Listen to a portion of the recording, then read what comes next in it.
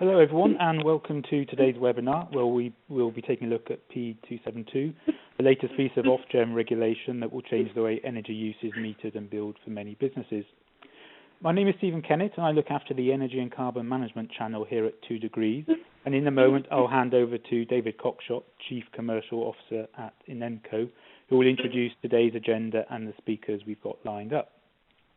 Before I do, though, I'd just like to remind everyone that you can submit questions throughout the webinar using the Q&A box on the bottom right-hand side of the screen. Just type in your question and press send, and then we'll wait till the end before answering as many as we can. We'll also be conducting 4 live polls throughout the webinar. These will appear in the panel on the right-hand side of your screen, and when they go live, you'll have 30 seconds to submit your answer, and we'll then share the results on the same screen. As an aside, if you should have any technical issues during the webinar today, please use the chat box on the right-hand side to send me a message and I'll get back to you as soon as I can. So without any further delay, I'll hand over to David, who'll get us started with today's presentations. So David, over to you. Thank you very much, Stephen. Good morning, everybody. P272 is our topic for the day, and it's about generating revenue from there. So hopefully we can make this as interesting as we possibly can. As you can imagine, talking about meters and metering can get a little bit dull, so we'll try and keep it as lively as we possibly can. I am the Chief Commercial Officer here at Inenco. I'll just be taking you through a brief sort of overview and structure of that. So I'm joined today by Joe McDonald, who is responsible for strategy and development at LimeJump, and Joe will be speaking later. Also Lewis Buxton is our lead analyst, and he's got the delightful job of some of the technical pieces of this presentation. So looking forward to that. And we've got in the background, just loitering with intent, is Danny Thomas. Danny looks after our partnerships, and he's the expert. So if we get asked some challenging questions partway through, Danny's the man that's going to make sure that we get the right answers for you. So, as Stephen says, please do feel free to fire in any questions that you have got as we go along, and we shall do our very best to save a bit of time towards the end to answer those questions. Okay, so, agenda.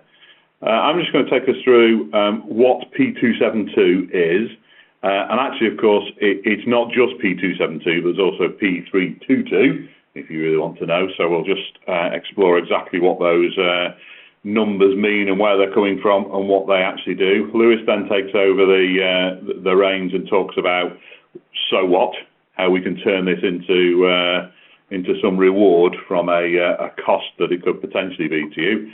And Joe will then just take over that point and share with you some of the ways in which LimeJump can help to actually make some of these revenue opportunities very real for you as a company.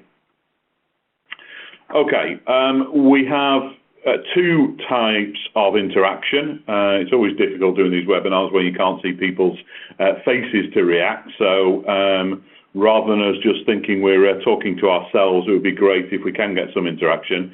2 ways. First of all, there will be questions at the end of the presentation, but also there will be those instant polls. Yeah, so we'll ask you a question, then Stephen will work his magic in the background, make it live, and you guys can say yes or no, and we can actually get the polls working. So, did we keep a test question in there, or are we just going to crack straight on and get on with it? Okay, let's do that then. So, P272, and what does it actually mean? The first question that I really want to ask is, and I would normally do this obviously by a show of hands, but instant poll, who on earth actually knows and would say, yep, I know exactly what we're talking about here on 272 and 322 and their impact to me as a business? So the question is, are you fully up to speed with P272, P322 and their impacts, yes or no. So if you see to the right-hand side there, a couple of radio buttons, click on which one, whether you know or not. I think we've started the countdown. If we can, Stephen, let's ask that question. Okay, David, do you see the results there? I don't as yet, Stephen. Okay, I'll quickly read them out because it doesn't seem to be displaying. But so we've had 9% of people say yes, and 51% say no, and 38% aren't sure, it seems. Okay, excellent. So 9% know all about it. So my next question is absolutely directed at those 9% of people that say they know all about it. Could you just answer that for me, please? Because I tell you what, you guys must be seriously intelligent people, because there's an awful lot going on with P272. And yeah, okay, a little bit facetious, but yeah, it really is quite a complex scenario that's going on with all of the impact of P272 and the modifications. So congratulations if you do know what's going on. And if you can help us with some of the question and answers afterwards, that would probably help, because this is relatively new and some of the goalposts are moving even now as we speak. So lot still to do. For the 51% that don't know, and indeed the 38% that aren't sure, I'm not going to say that we'll turn you into experts by the end of this webinar, but I certainly hope that by the end of this, you will certainly have a better idea of exactly what the impact is on you as a business, and indeed how you can benefit from it. So let's start by just going through exactly what P272 is. Or rather what it's not. It's not some R2-D2 and some Star Wars character. It's nothing to do with that. That usually goes down a lot better when it's face-to-face, but there we go. It is all about meters, and it's about the way in which we're changing the meters from the old style of recording the meters into the new half-hour collection. So it's about changing the way in which your meters are read, yes, but actually more importantly, how you pay for energy. So it will affect the makeup of the bill. And that's the bit that actually you really have got to make sure we get up to speed on, is the impact on the bill and how it will affect you as a business. So a little bit of history. P272, where did it all start from? It all started back in May 2011, and Smartest Energy were the ones that came up with the concept to say, actually, technology is getting much better. We've used half-hour settlements, so where a meter records your half-hour data or your consumption data every half hour of every day. That's been happening now for many years. So back in the 90s when it first started at privatisation, it obviously dropped in 94 and then 98 as well. It's a commonplace now, and the recording of that half-hour data is fairly common. Meter technology is getting better and better, so Smartest challenge was, why would we not drop it to the next barrier? So what was decided was that actually profile classes 5 to 8. So what's a profile class 5 to 8? Well, if you look at the MPAN on your bills, the first two digits of the top line, the ones that indicate what the profile classes are. If it's 00, it's half-hourly settled already. If it's 01 or 02, then actually it's a domestic supply classification. And then 03 all the way through to 08 with different classifications of business supplies, but which were not settled half-hourly. 5 to 8 tended to be the larger supplies and the ones that actually have maximum demands recorded, but were less than 100 kilowatts. It's actually those sites we are referring to in all of this. P272 affects profile classes 5 to 8. The proposals were due to be implemented from April 2016. So, as is usual with these kind of things, when you actually start to dig beneath the surface and say, so what's the implications of this? There were some problems. and there were some concerns over the implementation of it. So Empower were the ones that actually voiced a lot of those concerns on behalf of some of the other suppliers. Ofgem initially said, no, tough luck, we think this is the right thing to do. You should actually be complying with this, and we're expecting you to have all these meters installed, working and ready for April 16. It was fairly clear that was never actually going to happen. So there was a modification. So rather than scrapping P272, there was a modification raised, P322. So the P is a request for balancing and settlement code to say we would like a change to the way in which something is done. So the 322nd change to the way things are done was raised that actually amended P272.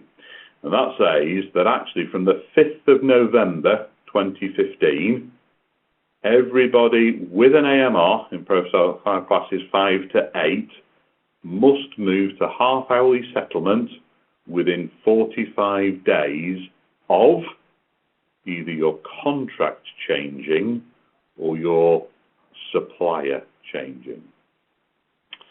So there is a time frame that says it's not immediate. Yeah, so if you have a long-term contract and you don't have an AMR, then actually there is a delay in the time in which this is going to affect you. But next time you change supplier or you change contract, then actually the implications of this will come into effect. Okay.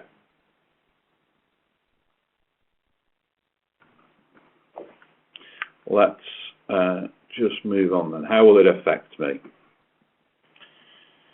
There are about 160,000 supplies in the UK that are between profile classes 5 to 8. So, of course, the first question is, how many profile classes 5 to 8 sites do you have in your portfolio? That should be an easy question to ask, but of course, do recognise that actually some of this data is not the kind of thing that has been captured previously, and therefore it might take a little bit of time to actually gather all of that data. Meters should have been installed, AMR meters, so automatic meters capable of recording the half-hour data should have been installed by April 2014. I suspect they haven't. There has been a delay in getting this done. So do you have a handle on your estate as to whether or not you have AMR meters installed on your profile classes 5 to 8? If not, you need to be contacting your supplier to say what are the plans for rollout of AMR. Now, all of this actually theoretically comes with a cost.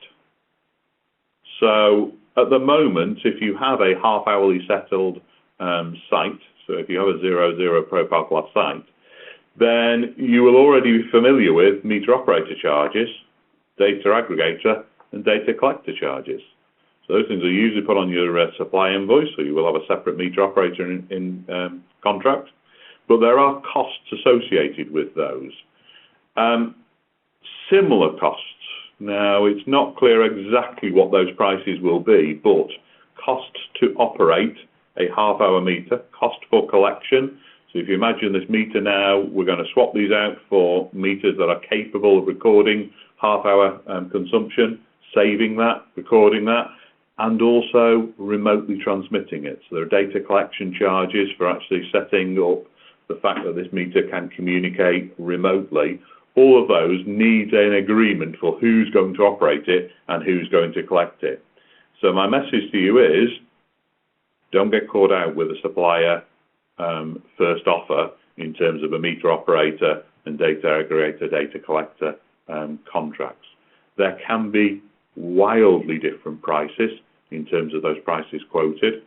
We're talking ranging from 150 up to £400-500 for a single meter. So there are huge differences in the way in which suppliers charge for meter operator, data aggregator, and data collector charges. So message there is, make sure that you're aware of what those charges are, make sure you're actively negotiating that contract. What are the advantages? Well, the whole point of doing this is to make sure that people are paying not just for what they use, because it won't actually change necessarily what people use, but it's about the cost reflectiveness of the cost of when they're using it. We'll have a little graph later just to really ram home that point and reinforce just what we mean by the difference between not what you use, but when you use it. Of course, this will affect your procurement strategy. For those of you that are on flexible contracts and have volumes in there, actually this is additional volume that can go into flexible contracts, but it will change the way in which you purchase for those flexible contracts. So, lots of issues there, lots of changes coming along board because of these changes to the simple metering. Okay, why do I care? This is the point about it's not what you use, but when you use it. The three lines all have the same area underneath them. But actually, of course, the difference is that if you then plot on their cost as well, the cost, if you're consuming more energy during higher priced periods, the average price that you're paying will be significantly higher. At the moment, if you're in a profile class, you have an assumed shape towards that supply. What is going to change is the fact that you are paying for exactly the consumption when you use it. So if you're using it at night more than the average consumer, then you should be expecting a lower bill. Great. But of course, if you're using more than the average during the more expensive peak periods, then actually I'm afraid you could well be expecting an increase in price. So this is about not changing the volume, it is about the price and the effective cost to you of when you're actually using that energy. I think Lewis will pick up some of these points more in more depth about exactly what that means. So what do we need to do? Okay. You've got to make sure that your meters are installed by April 17. Your half-hour meters have got to be installed by April 17. Sounds a long way away, but of course actually this may well require shutdowns. So bearing in mind, if these are smaller sites, the metering may well be whole current, so actually the energy flows through the meter rather than the meter being actually clamped to the side using CT ratios. So actually it may well require a power down. Of course that has got to be organised when that is least impact to your business. But it's not only you, there's 160,000 of these meters to get installed. So actually, making sure you can get your slots booked in sooner rather than later, get meters changed, would be highly recommended. You need to sort out your meter operator contract. If you've got one or two sites, that may well be a very simple process. If you have several sites, maybe even the hundreds, then clearly this is a significant potential cost to you that has got to require some attention. Same with the consolidated data aggregator and data collector contract. These things tend to get overlooked when talking about supply deals, and they tend to just be charges, but they are negotiable. There are price points that you can get. So do talk to us about your data aggregator and data collector and meter operator contracts. You need to review your strategy for your contracts and make sure that actually you are understanding the impact on your contracts. And then it's develop your demand side response. Now this is where my colleagues will start to take over and talk about what a demand side response actually means. This is where you can actually make a difference, or have P272 and P322 make a difference to you and your business. So before I go, just a quick plug there, the website, all of the information here, and indeed links to this webinar will be put onto the information hub, which is www.inenco.com. p272.co.uk. So please do visit that site. All the information is there. It is content rich. It has got lots of the questions that have been already asked answered on the site. So I encourage you to go and check that out and get your information from the 272 hub. Okay, I'm done. So I will be around to help out with the questions as we go through. But right now, I'm going to pass over to Lewis, who's going to take over talking about the financial impact. Lewis. Hi everyone. I'm here just to sort of give some figures and a bit of structure to everything you're hearing on P272. At the moment, there's not been much clarity about what is the financial impact, what is it actually going to mean to your revenue streams and the costs that are going to be implicated. So what I've done is I've gone through the Inenco database to try and create some actual facts and figures around the situation as it is. This will change with distribution and transmission charges from April 16 onwards. So this is as it is right now, effectively. So one of the things I was looking at is the type of sectors that are actually strongly getting affected by the P272 changes. So taking a profile from our database on the 160,000 metres, the vast majority are retail and leisure outlets that are going to be affected. It equates to, at the moment, 57%. I suspect the end numbers will probably, across the country, be somewhere between 50 and 60. Services is what we're classing in there is sort of housing associations, NHS, things like that. Again, they're accommodating for quite a lot as well. Manufacturing, as it is down at 5%. They're predominantly half-hourly metered already due to the amount of demand that's going through. So just to go through how it's actually going to affect you in terms of cost. There will be differences in the charges that you get for your MOP charges, your data collection, and also the pass-through elements of distribution and transmission. So you are going to see these cost variances. As David mentioned earlier on, you need to be reviewing your procurement strategy because if you have got a flex, the volume is going to have to be reforecast from when these supplies actually drop into there. The good news from all this, realistically, is the data that you're going to get and the billing will be a lot more transparent. The removing the assumptions that are in place at the moment, so you're just going to get charged what you're actually using and when. And ultimately, this is going to create the opportunity for you to actually make some cash. So I want to quickly go into the actual pass-through distribution charges. So what we've got here is we've got a table with three sort of tariff structures.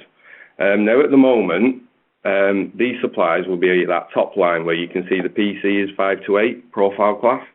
That is currently how you're charged. It is on a day-night assumed basis with just a fixed standing charge. What you're going to be moving to is the half-hourly class. And if you look at these two lines below, you've got LV half-hour meter. Now this is your standard low voltage network charging structure. And what is included on this, which you won't get at the moment, is the capacity charge. Now, on a lot of the 05 to 08, this did exist historically, but was removed around about April 10, basically because they couldn't actually record it accurately. So this is coming back in now with the P272. If you are on a whole current metering structure, then obviously they can't monitor the maximum demand. So what they've done is they've created this new tariff structure, which is the middle line, which is this non-domestic, non-current transformer metering, where you can see there's inflated rates on the red band and the amber and the green, but you've got no actual capacity charge. So one of the things that no one ever really seems to be able to provide is what is the actual cost? What is the impact of this going to mean to me? So I've gone through, I've had to make lots of assumptions and various parts, but to try and give a clear picture on where we stand right now, these are the sort of estimated changes that you're going to see. So on your distribution charges, it's averaging about 14% increase. This is £343 on this basis, but on average it's going to be about 300 to 375 when it all comes through. Interestingly, all of the distribution networks, the charges will increase moving from your 05 to 08 billing to the half-hourly structure, except one, which is Electricity Northwest, which actually shows a slight reduction. This will be down to their actual red band charges, which are slightly lower.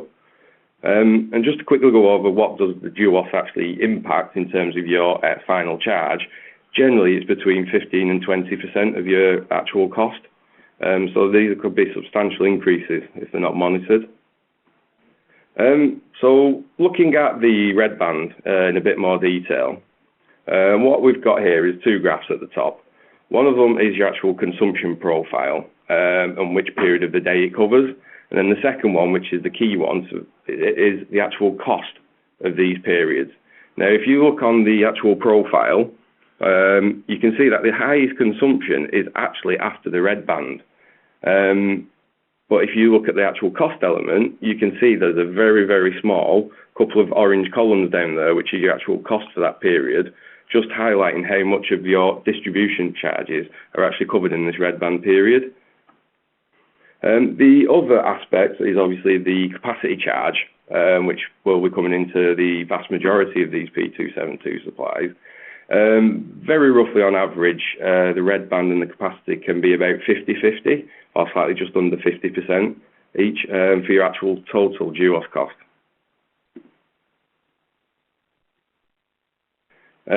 So what I've done here is I've just had a quick analysis of, with these changes coming in, I've plotted the actual cost variance going from the 05 to 08 pass-through to your actual half-hourly low voltage pass-through charges.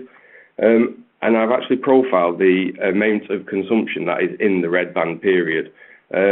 Just using a line of best fit, realistically, anything that has 3% of your annual consumption falls in the red period above, on average, is going to incur an extra cost.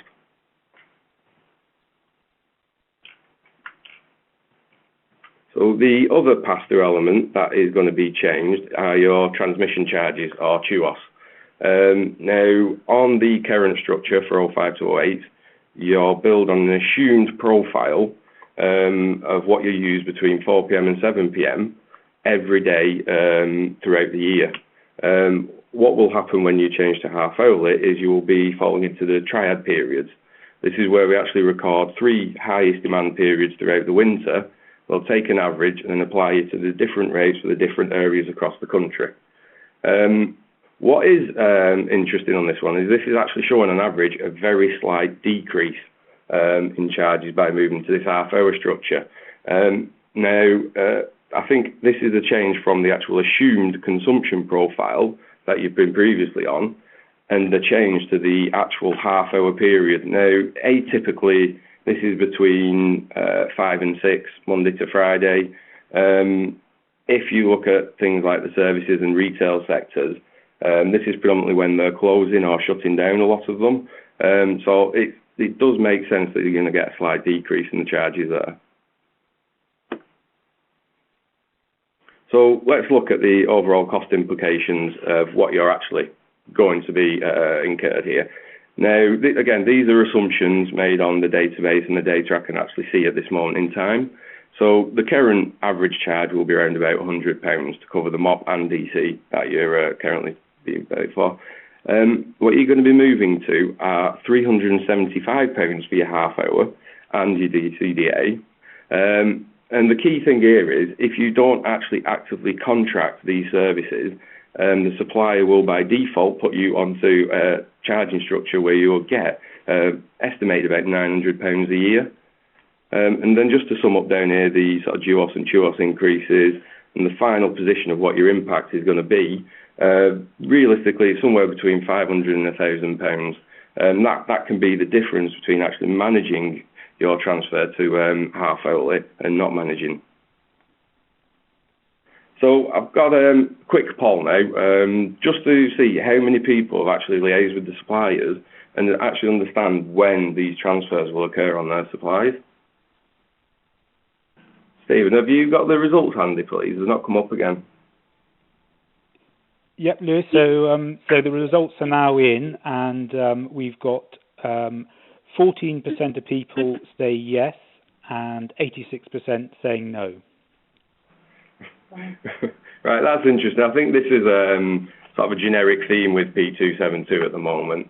Obviously, there's not much understood out there. So just to sort of cover off, following on from this, what do you need to do? Now, I'll split this into before and after. I've tried to keep it very simple. First thing is realistically, you need to know when this is going to affect you. So to ascertain this, you need to speak to your actual supplier or suppliers and get them to confirm what is your transfer date. Is it potentially April 16, October 16, April 17, or somewhere in between? You need to be trying to get a contract set up from a half-hourly mop, just to cover your costs when the changes do actually occur, and the same with your data collection. This should be done as well. Hopefully, if you're on a flex strategy with your half-hourly portfolios, you could, your suppliers will have been in touch with you and will confirm the procurement strategy, the sort of like reforecasting the volume efforts going forward. This will help make sure that you're actually in compliance with your trading strategy. And I think for me, what one of the key aspects is, once you've ascertained when you're actually going to transfer, you can look at your budget, because if you're not actually going to budget for these increases in your cost, or at least reforecast, then your budget is going to be at risk. So these are the things that you need to be doing just to protect your budget position. So what can you do after you've actually transferred? So at the moment, not much is going to be known about the actual demand levels. So very quickly afterwards, once there's enough data, you've got to be reviewing your capacity level. As this is, towards 50% of your actual distribution costs, it can be around about 10% of your annual costs. If this is set too high for what you're actually using, then this is going to have a major impact. As long as this is managed correctly, then you're going to limit any cost increases on the distribution. You need to be using the new transparent data and the half-hourly data to actually review what your usage profile is on each of these supplies. As you've seen through some of the previous graphs, the actual cost during this atypical 4 to 7 Monday to Friday period are quite substantial. And again, they can account for towards 10% of your annual cost. If you've actually got any M&V plans or monitoring and verification on current half-hourly portfolios, you can now bring these into play. So you can actually go through the data and verify any sort of energy reduction measurements that you've put in place. And obviously the key bit, which is the message which I want to get across quite strongly, is that you're going to be charged correctly. Historically, it's been assumptions based on previous industry intelligence. What is going to happen is you're now going to get the half-hour data that's coming through at the correct time, and you will be charged on these red bands just to actually confirm what your final cost is going to be. This will also help balance the grid out in some ways. And fundamentally, this is the best opportunity you've got to actually start to reduce costs on these supplies. Historically, the opportunities will have been low. This has now opened up the market to new opportunities, for instance, the demand-side response. That's my part done now. Thanks for listening. I'm going to pass you now on to Joe, who will actually cover the demand-side aspects. Right, fantastic. Fantastic, Lewis. Thank you for that. And good morning, everyone. So realistically, over the next 15 minutes, we're going to sort of explain how LimeJump, in partnership with Inenco, can provide a value-add service to those affected by the P272. Really, to get started, it's useful to understand who are LimeJump and why are we in this market. Well, ultimately, for us, as a business, technology is absolutely at the core of what we do. So we're actually, in fact, the first technology-driven utility company in the UK. We essentially use our cloud-based software to put control into the hands of businesses such as yourselves, so you can be more intelligent and proactive about the way you manage energy. And this all comes from your half-hourly data. So this really is the silver lining of the half-hourly data requirements. As the other guys have touched on, it gives you more visibility and it gives you more accurate understanding of where you are with your energy usage. Before we go into sort of the technology side and what we're actually offering, it's important to understand the current energy system and why someone like LimeJump is even relevant, really. So traditionally, the way it's always worked is you have large power stations and you have one-way power flows. So the large coal guys, they generate, and you as a business consume. So the National Grid look at this at a very high level, only looking at several large assets, both on the business side, metering side, and the generation side. So it's a very linear system, one-way communication to the National Grids down to you guys as businesses. Well, this is now changing.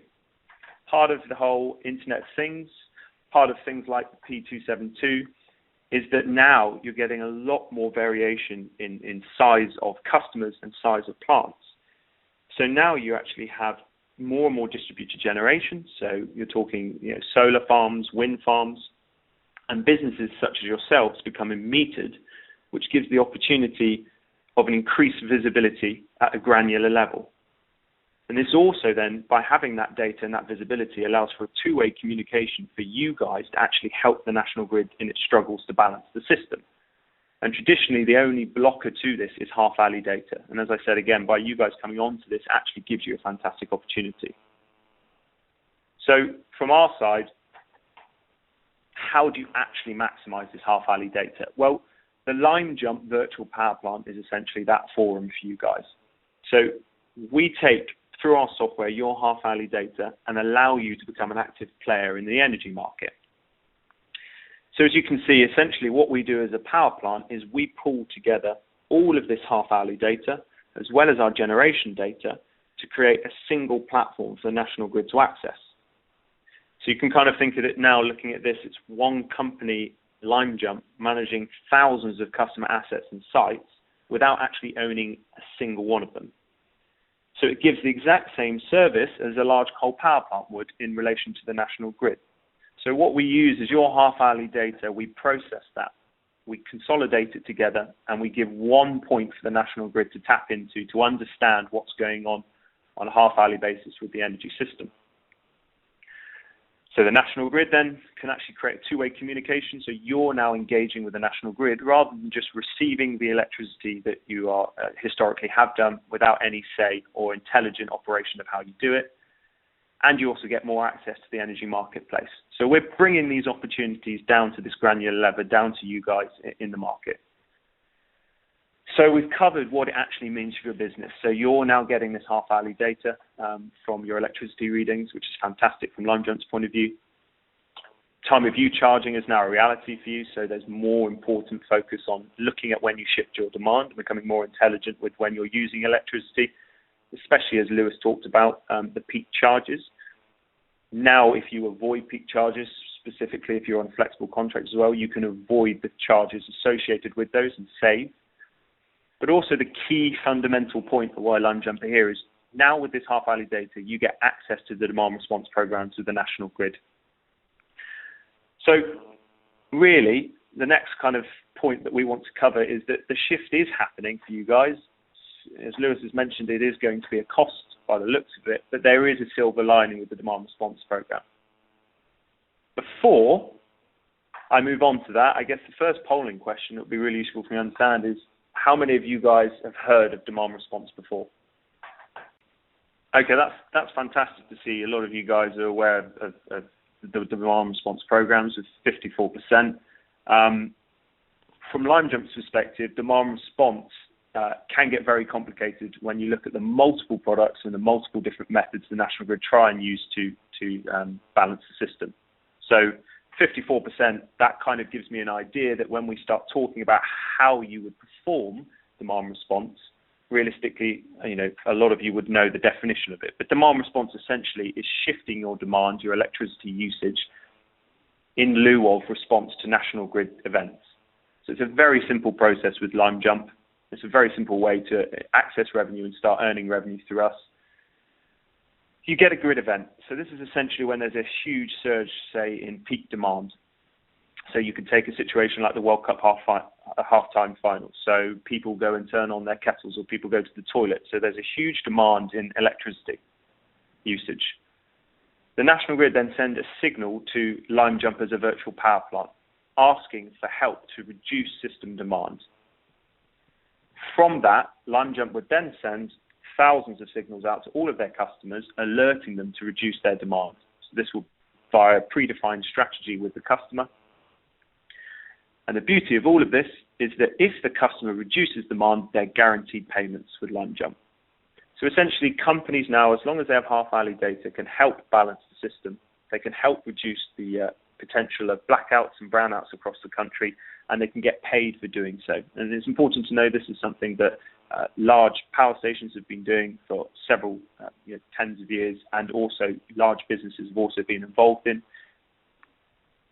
So from our angle, what does that mean? Well, now you have half-hourly data, you've got things that you're more aware of what you're being exposed to in terms of price and charge. So triad events, as we've talked about, realistically, from our angle, LimeJump offer a free triad alerting software. The reason we do so is triad is almost the original demand response service. It's actually about reducing your demands to avoid peak charges, as Lewis was talking about. And even though that reduction is coming down potentially on the TNUoS charges, there is still a extortionate price you're paying for those 3 half-hourly peaks. So all LimeJump do is send you alerts to help avoid those half-hourly peaks. We try and add an extra level of intelligence to it, reduce the amount of alerts you get a year. But the reason I use triad as an example here is you get a 2 to 6 hour response time. So you'll get alerted for, in 2 hours time, please turn down your electricity demand because we're expecting a triad alert. The events are usually 1 hour. It's November to February between 4 and 6. As Lou was saying, the peak time is usually between 4 and 5, 5 to 6. And we're looking around about 15 hours of alerting in order for you to hit and avoid the 3 half-hourly peaks. So all in all, you're looking at a megawatt level of £35,000 a year in savings. Looking at Lewis' slides, you're looking at around about that £1,000 mark for your size businesses to avoid the charges of triad. And the reason we talk about this is demand-side balancing reserve, and this is why LimeJump are here today and wanting to talk to you guys and get this message across the country. Now you have half-hourly data up to all site levels. You're able to use every single site in the DSBR scheme. And essentially, as you can see, it's very similar to triad. So again, you're going to have a 2-hour response. So LimeJump will alert you that there's a grid event and can you reduce your electricity consumption. The events last around about 1 hour. It's 1 to 2 hours. It's totally manual, so the customer is always in control of what they reduce, how much they reduce, and if they reduce. And again, it's the same sort of period, November to February, 4 till 8 p.m. So DSBR through LimeJump will be automatically optimized around your triad response already. The beauty of the product, however, is it's only 4 hours of response on average. And it's revenue earned. So this is a new stream of revenue. This is not about avoiding charges. This is a brand new stream of revenue to your businesses for being on half-hourly meter readings. And you're talking around about £16,000 per megawatt revenue, which again, down to the sort of level we're talking about, you guys will be, £200 to £500 per site that's half-hourly metered. So realistically, you can see what's nice about DSBR is if you get alerted to turn down, you'll always know what money you're earning, which makes it a very effective product for you to actually assess the operational processes that are going on and choose to make the reductions if you want to earn the revenue. So it's essentially a pay-as-you-go service. If you get alerted by LimeJump and turn down, you'll be paid. And if you don't get paid. But there's no penalties or costs are involved. So LimeJump are incredibly passionate about ensuring every single half-hourly data site in the country is responding in the DSBR scheme. So now, obviously, seeing half of you have actually heard of demand response is fantastic. It would be great to understand that knowing that those parameters that we're looking at as a company, would you actually consider participating in that scheme if you are already, or would you consider participating if you haven't heard of it? Fantastic. So that's good to hear. So I'm in the right place, and that's really positive. And hopefully in the Q&A, we'll cover off more of the questions I'm sure you guys will have around the actual service, hopefully convince the other 12%. But that's a fantastic start. So LimeJump will provide to all of the customers that are interested in the service. We've got plenty of case studies that we were operating in this market this year, and it will be the same for next year. LimeJump essentially understands Sorry if I lost you, but essentially we offer these case studies, and LimeJump understands that when it comes to businesses, to enable them to participate in demand response, the most important thing is there's little to no effect on operations. So this should be a new stream of revenue, a new value add to your company, but without an actual effect on what you're currently operating on. So NWF is a perfect example of this. So essentially they choose to shut down production lines in line with the alerts and the amount of money they could make. And we have a vast range of customers already at LineJump, from schools that simply shut off a couple of lights all the way through to large companies that do shut off production lines. And LineJump will always work with each company to work out the perfect strategy for them. So whether that's turning off your air conditioning, turning off some lights, shutting down production lines, turning off fountains, reducing demand as well rather than turning things off, so reducing the percentage of electricity that you're using or consuming at a time. It's really important that there is not a one-shoe-fits-all, and we work with every customer to ensure the strategy maximises the revenue without affecting their operations. To help give you a kickstart, what LimeJump offer is a free cloud-based technology platform. So we use your half-hourly data, which you can now hand over to us or your energy consultant, for example, Inenco. We analyze the data, and from that data, we create a fairly intelligent, and I'm not an expert on that, that's our analytics team, baseline to suggest how much money you could earn from DSBR. So we look at your peaks and troughs, we combine that with weather data, we combine that with pricing data, and understand that there would be a X amount of indicative revenue for DSBR. So from this service, essentially you're able to get free trial alerts, you're able to see and sign up to the DSBR program, all from an online portal, which will then show your performance of events, the revenue earned, gives you bills, gives you statements, and allow to set your alert preferences, which are of course fundamentally important, that the right people get the alerts at the right time in the right way, usually email, phone, and text. So ultimately, how can you get started then? Knowing 88% of you are keen, it's really, you now need to go to someone like Inenco to look at sending us your half-hourly data usage. So Inenco have done fantastic. They're really being sort of leading innovation to be offering this out to all their customers. Once we get that half-hourly data, we'll look and see how much you can earn, and that will be uploaded into your portal, or will be given to someone like Inenco to discuss with you. Every customer that wants to join obviously gets the free cloud-based portal, which then can be accessed by you and your energy consultant to see the values. We'll start with free trial alerts, which is a pure value add, and then you can sign up for free to participate in the DSBR program. So really, that's everything from my side. I'd like to keep it short and sweet, but as I said, LimeJump are very passionate about this project and program, and we truly believe anyone with half-hourly data should be able to take full advantage, not just the largest energy users in the UK. And we really hope that the opportunity we offer for those coming on to half-hourly data is a silver lining to any other costs or hassles involved. So hopefully we'll see you in the near future on our platform. So thank you for your time. Great stuff. Thank you very much, Joe, and thank you also to David and Lewis. We've now got 10 minutes for some Q&A, and we're going to start off. David, I think this one might be a good one for you, but someone's asking, what's the risk if I don't do anything? And I guess there's quite a few people asking themselves that very question. So the risk if you don't do anything is that P272 will happen to you. So this is not a choice, this is mandatory. So if you ignore it, what will happen is you will end up on a deemed meter operator and or data collector and data aggregator agreement. So your meters will be changed by your supplier, and you will end up getting your bill settled half-hourly. I think from some of the calculations that Lewis was doing, that probably means an additional incremental cost of somewhere around £500 to £1,000 per site per year for every single one of your sites that are between 5 and 8. So the lack of engagement will result in that cost. Now, by engaging with it and doing something about it, you can bring some of those costs down. And obviously, as Joe's gone on to allude, there are ways of actually making sure that becomes a negative cost to you, a saving to you, if you're actively participating. So the degree to which you engage with it will actually mitigate some of the cost impacts. Great, thank you, David. I know we've got Danny in the background there, and there's a question here. Someone's asking what are the differences between AMRs and half-hourly meters. Danny, do you want to give a brief explanation around that? Yeah, okay. So an advanced meter really has the ability to send the data remotely to the suppliers at half-hourly intervals. It is possible to have a meter installed that is collecting half-hourly data, but it will not have the capacity to send that data remotely.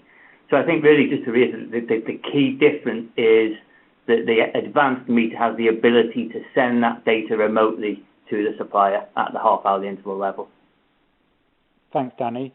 A question here for Lewis. How is a class 5 to 8 supply defined? Is it capacity, kilowatt hour, consumption? Can you explain? It's, effectively it's to do with your actual sort of demand and load profile historically. I think what you'll find these days is unless you've gone through a new connection, you've actually inherited a profile type rather than it being based on your sort of current usage, if you will.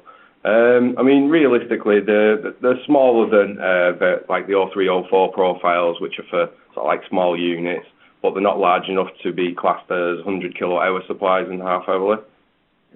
So when it first started, when the profile classes first came in, then 01 and 02 were for domestic, so 01 was a normal domestic meter, and 02 was an economy 7 domestic meter, 03 was a normal single meter for a small business, and 04 was a small meter but with a separate night register. 05 to 08 were for larger premises that had the maximum demand recorded, and it was the load factor, the average load factor that determined which profile class you were put in. So if it was a high load factor site, i.e. the ratio of consumption to maximum demand was high, you'd be in 8, you'd be in profile class 8. So you could have a small site in a profile class 8 with a high load factor, or a larger site that had a low load factor, i.e. a low ratio of your consumption to demand, could actually be a profile class 5. So it's not actually the size, it's about the load factor that determined which profile class a site was set into. Thanks, David. So we've got time for a couple more questions. Joe, during your presentation, someone sent in the question, having already investigated this about 3 years ago and getting nowhere, the issue was around where to site the generator. Do you have any advice around that? So sorry, what was the end of that question? Where to site the generator? Where to site the generator. So I guess they're talking about on-site generation. Yeah, of course. So the reason LimeJump have come into this market is that we've realised that as a aggregator and what service we provide, you have to be agnostic to any asset and every different company. So realistically, the technology we've developed allows us to be very flexible. So for example, whether you're choosing to put on-site generation in order to take site load, LimeJump have 4 or 5 different products that can work with them.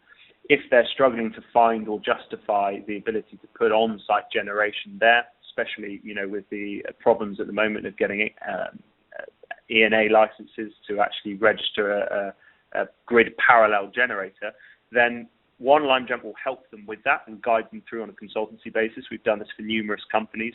But 2, we would look at what other internal process they haven't possibly spotted. And that's what we offer with our service, that we won't turn someone down because they can only do one sort of thing.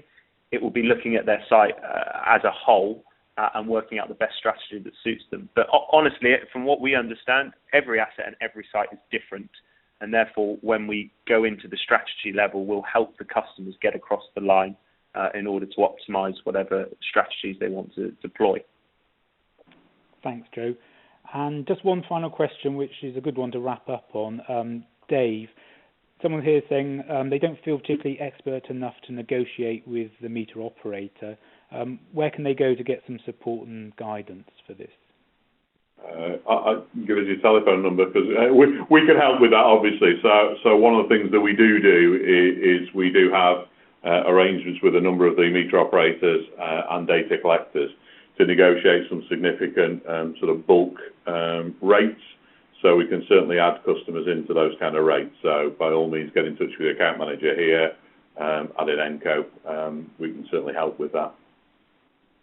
Great, thank you. So that's all we've got time for now, but I'd just like to thank David, Lewis, Danny and Joe for their time today and for getting through so many questions, and also for everyone who's joined us for today's webinar. Just to remind everyone, a recording of the webinar and the presentation slides will be archived on the 2 Degrees platform, and as soon as that goes live, we'll send out an email with the links to those. So I hope you found today useful and interesting, and hope to speak to you again soon. Thank you. Thanks all.